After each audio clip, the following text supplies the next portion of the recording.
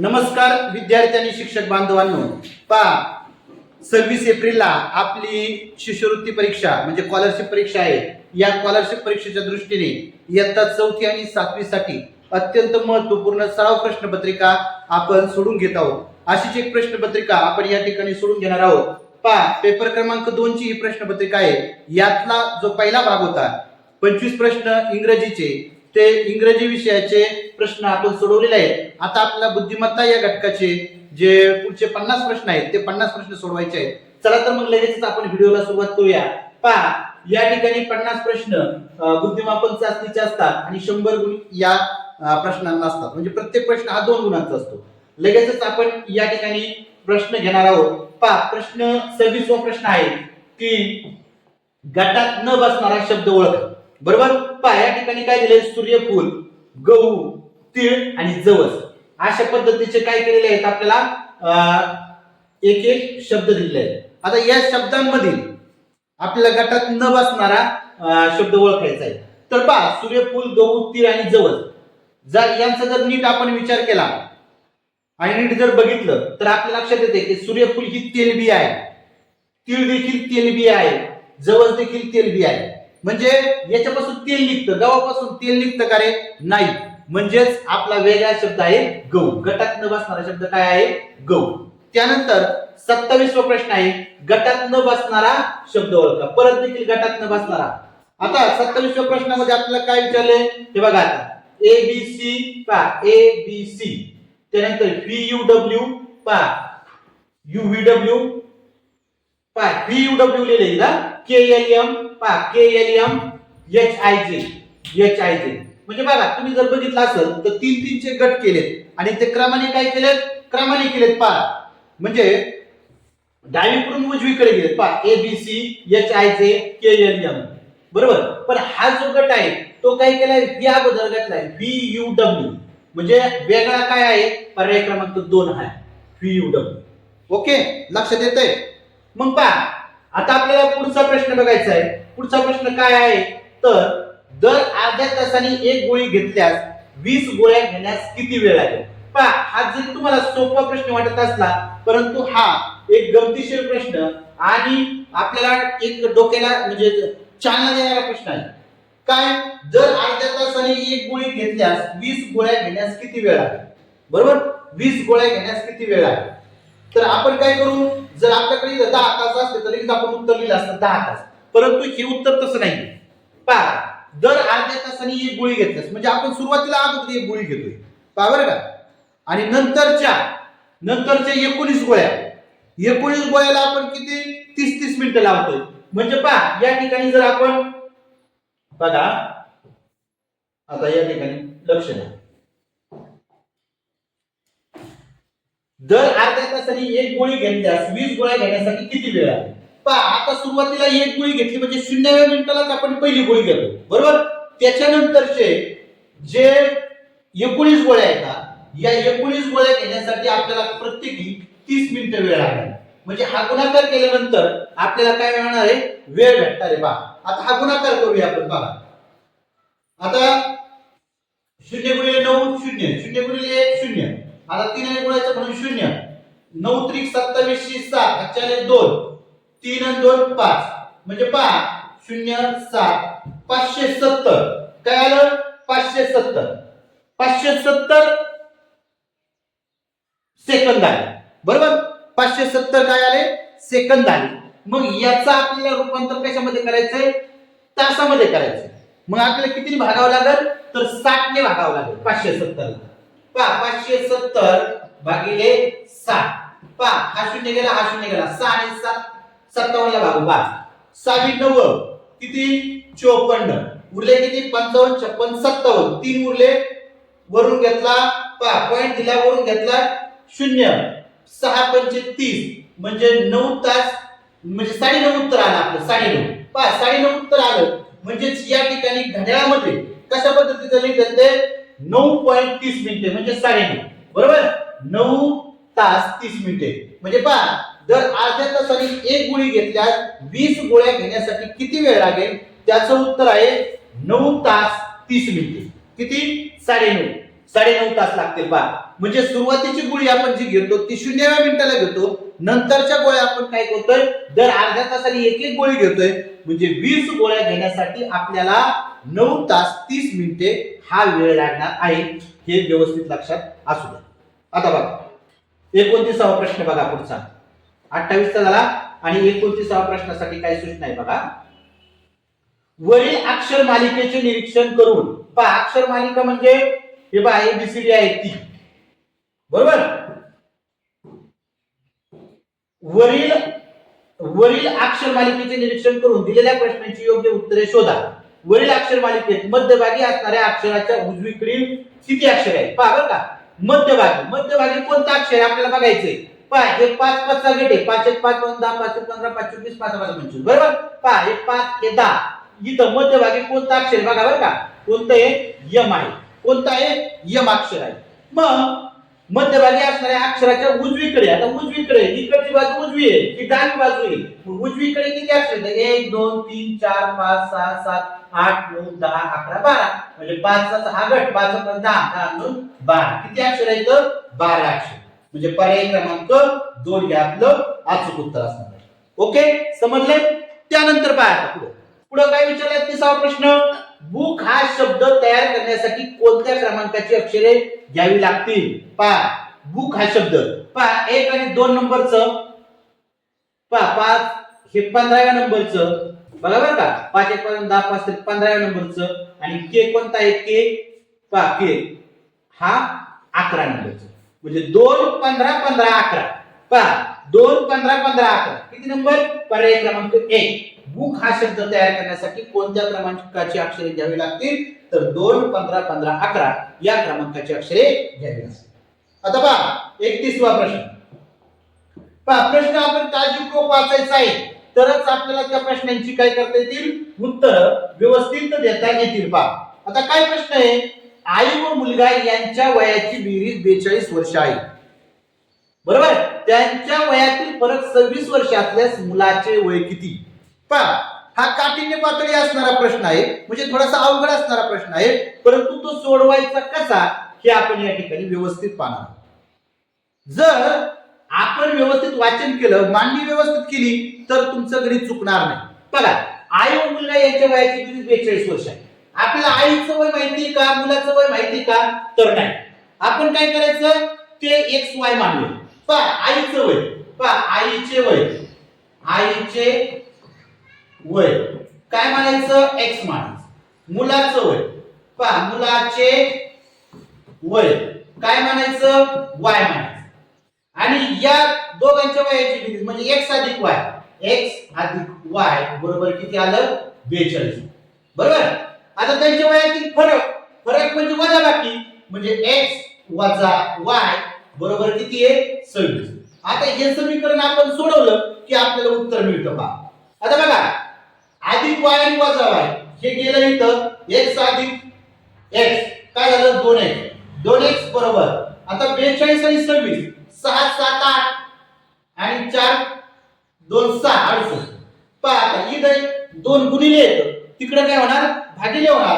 मग x बरोबर 68/2.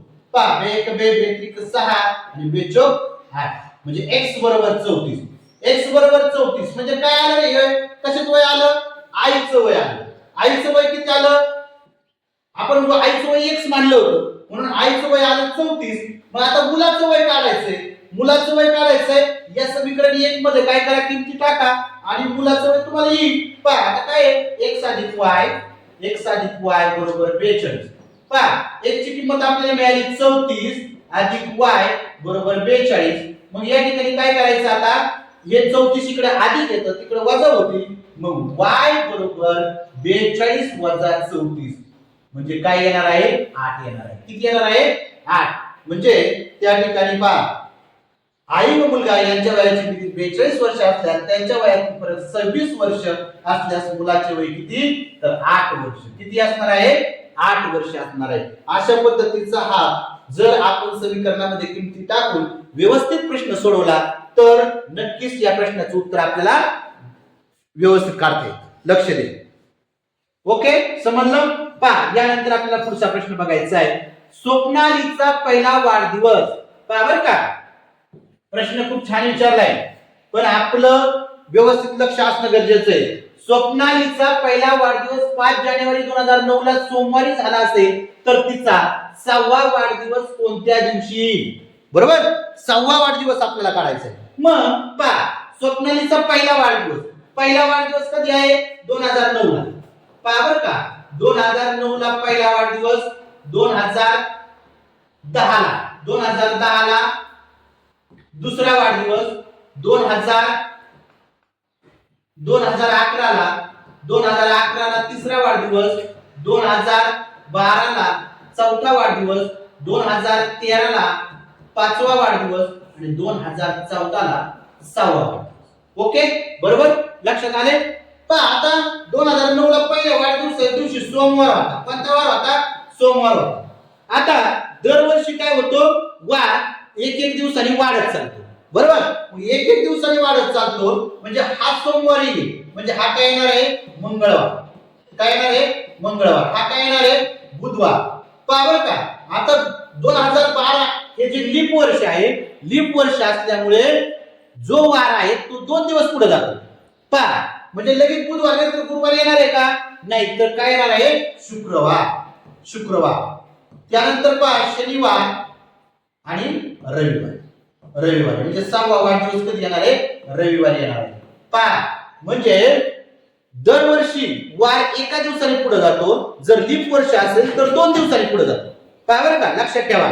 म्हणजे पहा, 2009 ला सोमवार होता, 2010 ला मंगळवार, 2011 ला बुधवार, पण 2012 ला गुरुवार नाही येता शुक्रवार आला, कारण की ते काय आहे? लीप वर्ष आहे. 13 ला एकच दिवस पुढे गेला, शुक्रवार नंतर शनिवार, आणि 14 ला देखील एकच वार पुढे गेला, शनिवार नंतर रविवार, म्हणजे 6वा वाढदिवस कधी असणार आहे? रविवारी असणार आहे. ओके, समजलं? अशा पद्धतीचा हा प्रश्न होता का? त्यानंतर 33वा प्रश्न काय? खालील संख्या मालिकेत प्रश्नचिन्हाच्या जागी कोणती संख्या येईल? पहा, आता आपण इथं वर्ग संख्या, बेरीज, वजाबाकी, गुणाकार, भागाकार, घनसंख्या हे पाहत असतो. पहा, 5, 8, 9, 12, 13. बरोबर नाही? मग आपण थोडा जर विचार केला तर पहा, 5 येतं. 5 मध्ये किती मिळवल्यावर 8 होतात रे? 3 मिळवलं. 3 मिळवल्यावर 8 होतात. बरोबर, 8 मध्ये 1 मिळवल्यावर किती होतो? 9 होतो. 9 मध्ये 3 मिळवल्यानंतर किती होतात? 12 होतात. आणि 12 मध्ये 1 मिळवल्यावर काय होतो? 13 होतो. मग आता 13 मध्ये आपल्याला किती मिळवावं लागते? 3 मिळवावं लागते, म्हणजे किती होतील? 16. म्हणजे पॅटर्न कसा चाललाय बघा, 3 पहिल्याला +3, नंतर +1, +3, +1, +3, असा पॅटर्न आपला चाललाय. बरोबर, म्हणून आपलं उत्तर असणार आहे पर्याय क्रमांक 2, 16. पहा, म्हणजे 5 + 3 बरोबर 8, 8 + 1 बरोबर 9, 9 + 3 बरोबर 12, 12 + 1 बरोबर 13, आणि 13 + 3 बरोबर 16. ओके, समजलं? पहा, त्यानंतर पुढचा प्रश्न काय? पुढचा प्रश्न विचारलाय प्रश्न क्रमांक 34 व 38 साठी सूचना. काय सूचना आहे 34 आणि 38 साठी? तर खालील प्रश्नात पहिल्या व दुसऱ्या पदाचा जसा संबंध आहे तसाच संबंध तिसऱ्या आणि चौथ्या पदात आहे. तो संबंध शोधा व प्रश्नचिन्हाच्या जागी येणाऱ्या उत्तराचा पर्याय क्रमांक वर्तुळ रांगवा. पहा, तर 8 चा 34वा प्रश्न काय आहे? 8 चा जसा 66 शी संबंध आहे तसा 11 चा कशाशी संबंध आहे? पहा, जर आपण नीट विचार केला तर या ठिकाणी काय केलं आहे? पहा, आता 8 येतं. या 8 चा वर्ग किती येतो? 8 × 64, 64 + 2 बरोबर किती येतात? 66. तसंच 11 चा वर्ग, 11 चा वर्ग किती येतो? 121 + 2 केले उत्तर येतं 123. आहे 123 आहे, म्हणजे पर्याय क्रमांक 3 इज करेक्ट आन्सर. ओके, समजलं? आले लक्षात? त्यानंतर पुढचा प्रश्न काय आहे? 16 चा जसा 128 शी संबंध आहे तसा 14 चा कशाचा? 14 चा कशाशी संबंध आहे? पहा, आता 16 च्या पाड्यामध्ये 128 आहेत का? हे बघा, किंवा 16 चा वर्ग करून, बरोबर नाही? मग 16 च्या पाड्यामध्ये 128 आहे तर किती? 16 8. बघा, 8 × 48 8 हातच्याले 4 8 × 8 = 12 16 8 128 म्हणून 14 8 बरोबर नाही 14 × 8 8 चौक 32 2 हातच्याले 3 8 1 8 8 9 10 11 112 आहे 112 5 14 8 112 पर्याय क्रमांक 2 इज करेक्ट आन्सर पहा म्हणजे आपल्याला पहिल्या पदाचा कसा संबंध आहे तसा दुसऱ्या पदाचा संबंध असणं गरजेचं आहे त्याच्यामुळे आपले असे उत्तर या ठिकाणी आपल्याला परफेक्ट उत्तर आपल्याला काढता येतात परंतु आपल्याला काय पाहिजे तेवढं लक्ष पाहिजे आणि तेवढे आपली प्रॅक्टिस झालेली पाहिजे जेवढी तुमची जास्त प्रॅक्टिस हे प्रश्न सोडवण्याची होईल तेवढं तुम्ही चांगल्या पद्धतीने या ठिकाणी हे प्रश्न सोडवू शकता आणि वेळ देखील तुम्हाला कमी लागणार आहे बरोबर नाही वेळेचं नियोजन देखील खूप महत्त्वाचं आहे आपल्याला वेळ देखील आपल्याला वाचवायचा आहे त्याच्यासाठी आपण हे प्रश्न जास्तीत जास्त सोडवण्याचा सराव केला तर तुमचा वेळ त्या ठिकाणी वाचणार आहे म्हणजे कॅल्क्युलेशन तुमचं फास्ट होणार आहे आणि कशा पद्धतीचं असू शकतं तिथं वर्ग असू शकतो तिथं गुणाकार असू शकतो तिथं भागाकार असू शकतो तिथं घन असू शकतो हे देखील आपल्याला समजणार आहे आता बघा 36वा प्रश्न काय आहे महाराष्ट्र मुंबई आणि गुजरात डायरेक्ट आपल्या लक्षात येतं लगेच महाराष्ट्राची राजधानी मुंबई आहे मग गुजरातची राजधानी मणिपूर आहे का नाही दादर आहे का नाही चेन्नई आहे का नाही तर गांधीनगर गुजरातची राजधानी काय आहे गांधीनगर लगेच आपलं उत्तर होतं 36व्या प्रश्नाचं पर्याय क्रमांक 3 त्यानंतर 37वा प्रश्न आहे रक्षाबंधन श्रावण धुलिवंदन डॅश बरोबर रक्षाबंधन हा जो सण आहे तो श्रावण महिन्यामध्ये येतो तर धुलिवंदन हा सण कोणत्या महिन्यात येतो त्याचं उत्तर आहे फाल्गुन पहा अत्यंत महत्वपूर्ण हा प्रश्न आहे बरं का आपल्याला काय करायचं आहे सण आणि मराठी महिने हे एका याच्यावर लिहूनच घ्यायचं म्हणजे ह्या चैत्र मध्ये कोणते सण येतात बरोबर नाही चैत्र आषाढ श्रावण भाद्रपद या महिन्यामध्ये येणारे सण तुम्ही लिहून घ्या म्हणजे तुमचा प्रश्न चुकणार नाही कारण की असा प्रश्न हमखास विचारला जातो पहा रक्षाबंधन श्रावण मध्ये आहे तर धुलिवंदन फाल्गुन मध्ये आहे म्हणून पर्याय क्रमांक 1 हे आपलं अचूक उत्तर आहे चलो आगे समजलंय पहा व्यवस्थित समजून घ्या नंतरच पुढे चला पहा आता पहा 38वा प्रश्न आहे पहा 38वा प्रश्नामध्ये आपल्याला काय दिसतंय पहा आता 38वा प्रश्नामध्ये उलटा त्रिकोण दिसतोय त्या ठिकाणी आतमध्ये 2 काय आहेत किरण दाखवतो बरोबर त्याच्याशी संबंधित आकृती काय केलं उलटा त्रिकोण होता सोयीचा त्रिकोण बाणाचे टोक डाव्या बाजूला होते इकडे उजव्या बाजूला आले वरती होते पण खाली आले बरोबर आपल्याला पाण्यातली आकृती आणि आरशातली आकृती हे मी तुम्हाला सांगितले बरोबर नाही मग पाण्यातल्या आकृतीमध्ये काय होतं खालची बाजू वर होते वरची बाजू खाली होते इकडे देखील या त्रिकोणाचं काय झालं रे त्रिकोणाचं काय झाले पहा ही खालची बाजू ती वरती झाली म्हणजे पाण्याची प्रतिमा थोडक्यात आपल्याला या ठिकाणी दिसती मग या पद्धतीचं बघा ही आकृती आहे हा वरचा भाग आहे छोटा भाग आहे हा वरचा भाग तो खाली आला पाहिजे बघा हा वरतीच आहे म्हणून हा नाही नसता रे बघा आता इथं देखील बघा हा देखील वरतीच आहे त्याच्यामुळे हा देखील नाही आता या 2 आकृतीचा विचार करायचा आहे ना आता 2 आकृतीचा विचार करताना आपल्याला बघा हा वरचा भाग खाली आलाय हा वरचा भाग खाली आलाय म्हणजे या 2 आकृती आता आतमधल्याचा विचार करायचा आतमधला हा झेंडा आता हे जे बाण आहे हे बाणाचे टोक आपण बघितले इकडे काय होतं डाव्या बाजूला इकडे उजव्या बाजूला झाले मग हे इकडचं काय आहे उजव्या बाजूला आहे हे कुठे येणार आहे डाव्या बाजूला येणार आहे बघा बरं का डाव्या बाजूला इथं डाव्या बाजूला आले इथं बी डाव्या बाजूला आले बघा बरं का पण हे जे बाण आहे ते वरती होते ते खाली आले मग हा जो झेंडा आहे तो वरती आहे तो खाली यायला पाहिजे का नाही तो हे इथं वरतीच राहिलाय म्हणून हेच देखील चुकीचं आहे आपलं उत्तर आहे पर्याय क्रमांक 3 ओके लक्षात आले समजलंय बा 39वा प्रश्न काय 39वा प्रश्न काय घड्याळात पुढीलपैकी कोणत्या वेळेला सर्वात लहान त्रिकोण होईल त्रिकोण नाही बरं का या ठिकाणी कोण होईल काय होईल कोण न नळाचा कोण होईल बघा बरं का घड्याळात पुढीलपैकी कोणत्या वेळेला सर्वात लहान कोण होईल पहा तुम्ही घड्याळ काढून बघा खूप सोपं आहे पहा जर तुम्ही घड्याळ काढून बघितलं ना तरी देखील एकदम सोपं आहे बघा मी इथं तुम्हाला घड्याळ काढून दाखवतो आणि त्याचे कोण देखील करून दाखवतोय बघा हे बघा 12 1 2 3 बघा घड्याळ व्यवस्थित काढू थोडस तुमच्या लगेच लक्षात येऊन जाईल पहा एकदम सोपं असतात हे उदाहरण एकदम सोपे असतात परंतु आपल्याला काय होतं आपण व्यवस्थित लक्ष न दिल्यामुळे आपलं काय गोंधळ होऊन जातो आणि तो गोंधळ आपल्याला टाळायचा आहे. गोंधळ काय करायचा आहे? टाळायचा आहे आणि आपल्याला आपलं उत्तर अचूक आणि परफेक्ट काढायचं. पुढे येतो, एका घड्याळात पुढीलपैकी कोणत्या वेळेस सर्वात लहान कोण होईल? सर्वात लहान कोण होईल? बघा, हे बघा घड्याळ.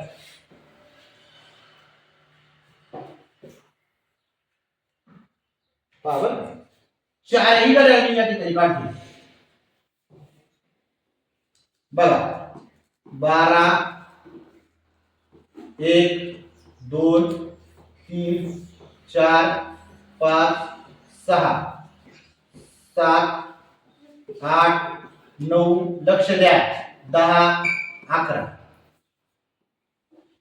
इधर 12, 1, 2, 3, 4, 5, 6, 7, 8, 9, 10, 11.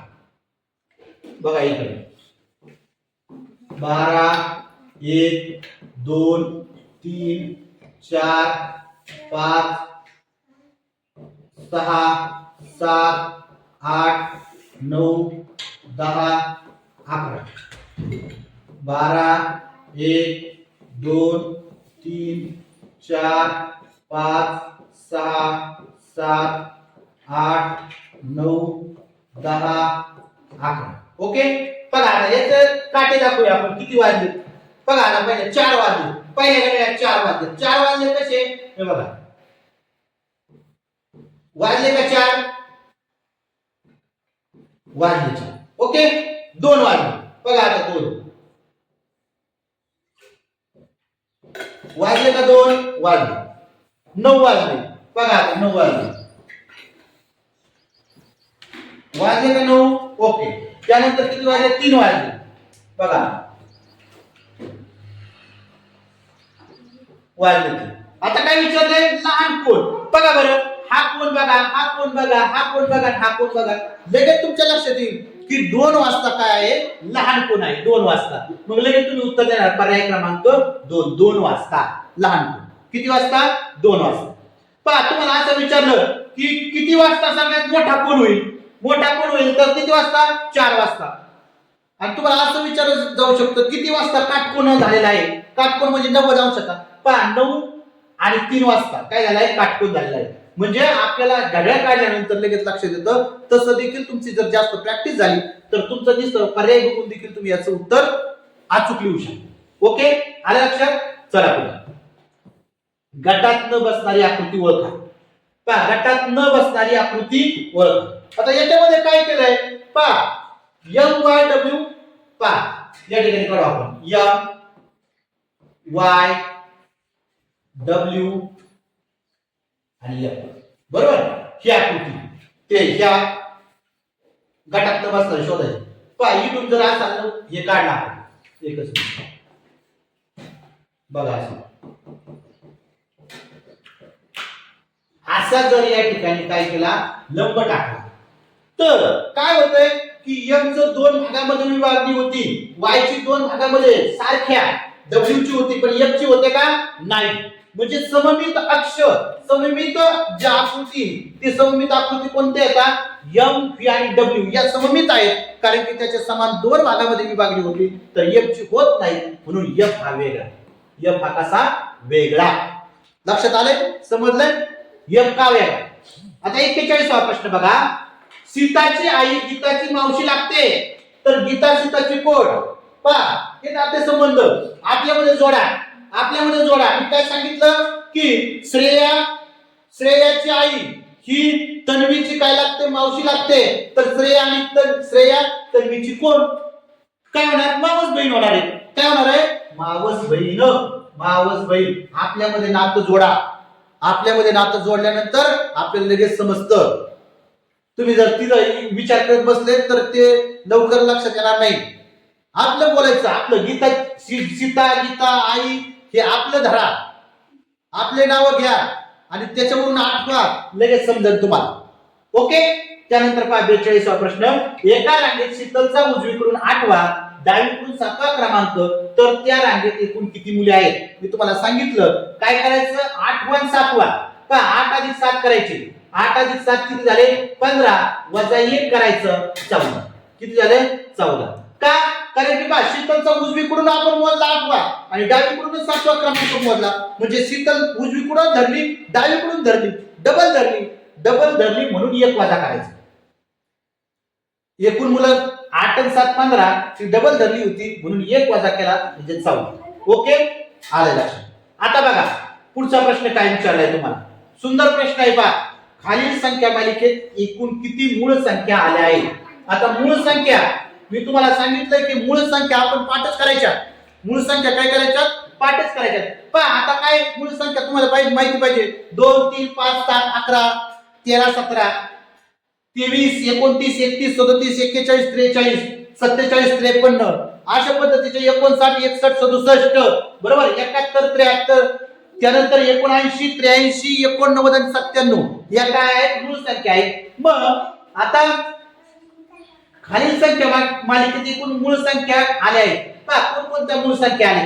पहा पहिली संख्या कोणती आहे? तर कोणती आहे? 29. पहिली 29 बरोबर, त्यानंतर 37, नंतर 41, नंतर 41 नंतर कोणती आहे? 59, 59 नंतर कोणती आहे? 61 बरोबर. ओके, 1 2 3 4 5 किती मूळ संख्या आल्या? 5 मूळ संख्या आल्या. किती? 5 मूळ संख्या आलेल्या आहेत. म्हणजे पर्याय क्रमांक 3 हे आपलं 43व्या प्रश्नाचं अचूक उत्तर होणार आहे. त्यानंतर 44वा प्रश्न, गटात न बसणारा शब्द ओळखा. पहा काय ओळखायचंय? गटात न बसणारा शब्द ओळखायचा आहे. पहा दिनकर, भास्कर, रत्नाकर आणि दिवाकर. बरोबर का? सगळे कर कर कर कर कर आपल्याला देखील कर कर लागले, बरोबर नाही? आपल्याला देखील समजा काय करायचं. मग आपलं जर पाठांतर शब्दाचं समानार्थी शब्द हे जर माहिती जर असतील, कशाला कोणता समानार्थी शब्द आहे? दिनकर, दिनकर म्हणजे सूर्य, भास्कर म्हणजे सूर्य, दिवाकर म्हणजे सूर्य. पहा म्हणजे सूर्याला समानार्थी शब्द येतं हे सर्व. हे सूर्य, सूर्याला समानार्थी शब्द कोणते? दिनकर, भास्कर आणि दिवाकर. आणि रत्नाकर म्हणजे काय? तर रत्नाकर म्हणजे समुद्र. समुद्र, रत्नाकर म्हणजे काय? समुद्र. म्हणजे रत्नाकरचा समानार्थी शब्द आहे समुद्र आणि दिनकर, भास्कर, दिवाकर म्हणजे सूर्य. म्हणजे आपलं वेगळा शब्द कोणता आहे? रत्नाकर. कोणता? रत्नाकर. पर्याय क्रमांक 3. पर्याय क्रमांक 3. ओके, समजलंय? समजलं? पहा 45वा प्रश्न काय आहे? 45वा प्रश्न देखील खूप छान आहे. जर हत्तीला सिंह म्हटले, सिंहाला घोडा म्हटले, घोड्याला हरिण म्हटले, हरणाला उंट म्हटले, उंटाला वाघ म्हटले, तर वाळवंटातील जहाज कोणाला म्हणावे? हा प्रश्न सोडत असताना आपल्याला शेवटी काय विचारले? कोणता प्रश्न आहे? तर वाळवंटातील जहाज कोणाला म्हणतात? आपल्या अगोदर हे माहिती पाहिजे, वाळवंटातील जहाज असं कोणत्या प्राण्याला म्हणतात? पहा त्याचं उत्तर आहे वाळवंटातील जहाज. म्हणजे वाळवंटामध्ये काय असतं? तर पाण्याचं दुर्भिक्ष असतं. म्हणजे पाणी भेटत नाही. 6-6 महिने पाणी न पिता देखील तो प्राणी काय राहतोय? जिवंत राहतो. त्याचबरोबर वाळू असते, या वाळूमध्ये त्याचे पाय खोलवर जात नाही. त्याच्या पायाला काय असते? सपाट भाग असतो. असा प्राणी आहे उंट. कोण आहे? उंट. म्हणजे वाळवंटातील जहाज म्हणजे वाळवंटातील जे सामानाचे ज्ञान करायचं काम देखील हा उंट करत असतो. म्हणून वाळवंटातील जहाज असं उंटाला म्हटलं जातं. मग आपल्या प्रश्नामध्ये उंटाला काय म्हटले? तर उंटाला वाघ म्हटले. म्हणून वाळवंटातील जहाज कोणतं आहे? वाघ आहे. म्हणून या प्रश्नाचं उत्तर आहे वाळवंटातील जहाज कोणाला म्हणावे? तर वाघाला म्हणावे. पर्याय क्रमांक 2. त्यानंतर 46वा प्रश्न, इंग्रजी अक्षर मालिकेतील प्रत्येक गटाचे पहिले काय बरं का? प्रत्येक गटाचे पहिले, तिसरे व 5वे अक्षर घेऊन नवीन अक्षर मालिका तयार केल्यास त्या अक्षर मालिकेत डावीकडून 9वे अक्षर कोणते येईल? आता बघा हा प्रश्न कन्फ्यूज करणारा प्रश्न, परंतु आपण जर व्यवस्थित मांडणी केली तर आपलं कन्फ्युजन दूर होणार आहे. बघा कसं. पहा इंग्रजी अक्षर मालिका प्रत्येक गटाचा, इंग्रजी अक्षर मालिका आपण वरती बघितली 5-5 चे गट केले. किती? 5-5 चे गट केले. आपण करूया 5-5 चे गट. A B C D E FGHIJ KLMNOPQRSTUVWX आणि Y. बरोबर. अशा आता काय सांगितलं तुम्ही? अक्षर मालिकेतील प्रत्येक गटाचे पहिलं, तिसरं आणि पाचवं अक्षर घ्यायचं. पहिलं अक्षर कोणतं आहे रे? पहिलं अक्षर कोणतं आहे? ए आहे काय? ए. त्यानंतर काय आहे? तिसरं अक्षर काय आहे? सी. बघा बरं का. पाचवं अक्षर काय आहे? ई. त्यानंतर पहिलं अक्षर या. त्यानंतर तिसरं अक्षर याच्यात ना, आता याच्यातले घेतले ACE. ACE पहिलं, तिसरं आणि पाचवं. आता याच्यात बघा वरती ही जी अक्षर मालिका आहे ती बघा. आता पहिलं अक्षर लिहिलं ए, बरोबर. आता तिसरं अक्षर लिहिलं सी आणि पाचवं अक्षर लिहिलं ई, बरोबर. ओके. आता ही अक्षर मालिका बघा. या अक्षर मालिकेतलं पहिलं अक्षर लिहायचं एफ, त्यानंतर तिसरं अक्षर लिहायचं एच आणि त्यानंतर पाचवं अक्षर लिहायचं जे, बरोबर. ही मालिका झाली. आता ही पहिलं अक्षर लिहायचं के, त्यानंतर तिसरं अक्षर लिहायचं एम आणि पाचवं अक्षर लिहायचं ओ, बरोबर. त्यानंतर ही अक्षर मालिका. पहिलं अक्षर लिहायचं पी, त्यानंतर रे पी, पहिलं अक्षर पी, तिसरं अक्षर आर आणि नंतर पाचवं टी, बरोबर. त्याच पद्धतीने इकडं पहिलं अक्षर यू, यू डब्ल्यू, तिसरं आणि पाचवं वाय, बरोबर. अशा पद्धतीची ही काय झाली? अक्षर मालिका तयार झाली. पहा, अक्षर मालिका तयार झाल्यानंतर या अक्षर मालिकेचे डावीकडून 9 अक्षर पहा. डावी बाजू 1 2 3 4 5 6 7 8 कोणतं आलं? व आलं. म्हणजे पर्याय क्रमांक 4 हे आपलं उत्तर असणार आहे. लक्षात आले? म्हणजे अशा पद्धतीने ही जी अक्षर मालिका आहे ती अक्षर मालिका आपण या ठिकाणी सोडवली.